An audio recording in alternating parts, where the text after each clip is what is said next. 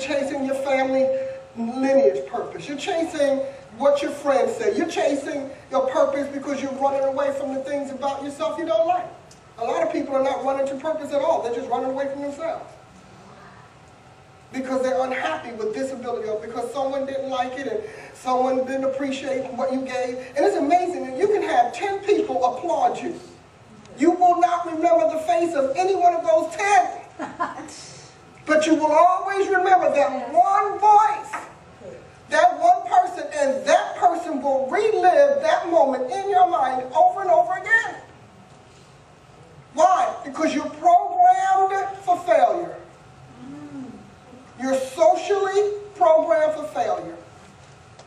You're programmed for rejection. You're programmed for self-contempt. That is what you go through in school. That is what you go through at home. You know, from a little toddler, if you do not have a nurturing parent, you pretty much don't know how to feel good about you. And you carry that through your whole life and pass that on to your children. Jesus. And so, even though you know you do things well, you cannot believe that what you do well, others will find valuable. And your value is where you're stuck. Your self-worth is in your value. And you cannot find value in who you are because you're too busy being haunted by all of the folks who told you who you're not. In order for you to fulfill purpose and stop just reading books about it, you have to get to a point that you believe in what God says you are. You need to know yourself. You need to know the things about you that are strong. When I'm counseling my leaders and I counsel the ministers, you know, you look at us up here and you think we all kind of got it automatically. You know, we just woke up one day and there it was. Not so. And if they were being honest with you, they'll tell you I poured hours and hours and hours into their identity, into their confidence, into their competence, knowing that in order to get the best out of them, I have to take the worst off. Isn't that something? See, you think it's magical. The number one thing you need to recognize is that it's not magical. There is no magic bullet that's going to make you feel good about yourself.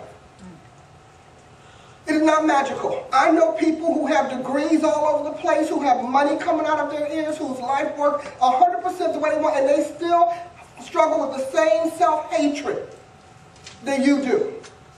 In secret. Because until someone takes it off, whatever God puts on you is useless. It's like putting something great into a swamp. And some of you all, your soul is a swampland of abuse, rejection, and resentment. But God has a purpose. And the Lord is interested in you working with Him. You have to work with God. Now, this stuff is, again, not magical. Yes, you do need to go to school. I know we have a whole era of the 80s and 90s when people didn't have to go to school, and look at what we got. Preachers who still can't say Nicodemus. Yes, some of the preachers said Nicodemus. Who is that? Is that in the Bible? No. You know, there's no way to get around it. To do anything effective in life, you must be trained. The greatest protege still needs to be trained to make that thing work on purpose, perfectly, on demand. A lot of you have had moments of brilliance, but you cannot make that brilliance work on demand. You get tired, it won't work. You get under pressure, it won't work. Your feelings are hurt, someone hurts your feelings, you can't do it again. You know, when I was looking at the Olympic people and looking at the recent Olympics, those people stumbled and went on and finished an excellent routine. Not the same. We stumble, go home in the cave. We're not coming out ever again. No, God must not meant for us to do it. Otherwise, He would have kept our feet from slipping. Now, maybe He might want to teach you how to recover. You have got to get to a point that the reasons you are not excellent are in you, not in the world. They went on and forgave those figure skaters and gave them a nice score and they went on and finished the thing. Wonderful, because that's life. Life. We have this treasure in earthen vessels, that the excellency of the power may be of God and not of us. We have this treasure in earthen vessels. You can practice something 1,000 times, but you know what? Life does not reward you for all your excellence before it rewards you for being able to recover. Resilience will give you a better reward, because resilience comes with wisdom. Bounce back, continue on, press through, critique yourself, examine your mistakes, be honest about making mistakes. The last faith movement produced the worst performance in any sphere of life, because everything had to be positive. Yeah. Do you realize that if you only have a positive current, we got a problem? Thank you. We need a negative current. You have to have some negativity to balance your positivity. Otherwise, you got too much of one thing and not enough of another. So we had a lot of optimism and no wisdom. See, we're very optimistic, but no wisdom. Not only did we lack wisdom in that thing, we also lacked an ability for honesty and true assessment. We could not take a bad report.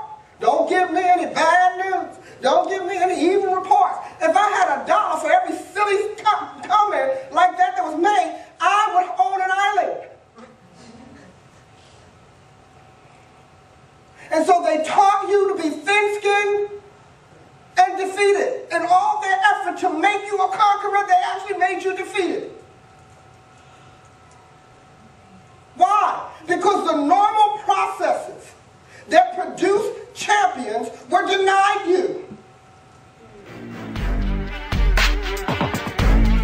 This is your life. It's not a religion. It's a decision. This is your life. It's not about losing. It's about choosing. This is your life.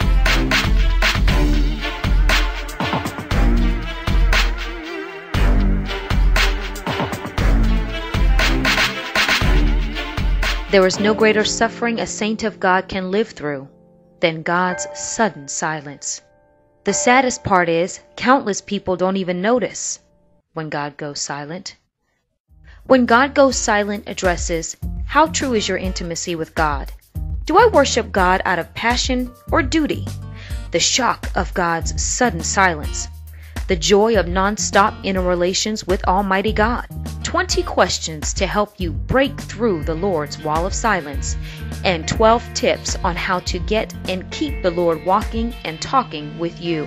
If you are pressing God for a deeper intimacy and want to understand how to get His ear and involvement in your life, order your downloadable or hard copy today by calling 877-649-PPMG or visit www.drpaulaprice.com. Don't live life without God's voice. Secure or restore your walk with the Lord today.